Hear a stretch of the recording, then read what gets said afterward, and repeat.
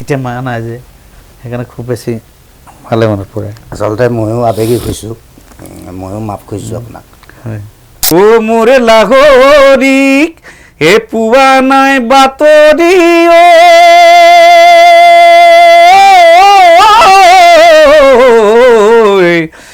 কতেনো কৰি সখী মৰম কৰি কৰি ঐ মৰম কৰি কৰি মাজনী মৰমে হহুৱাম মাজনী মৰমে কন্দুৱাম মাজনী যৌৱনৰ নদীত দুয়োনো গুটি ভাগি যাম।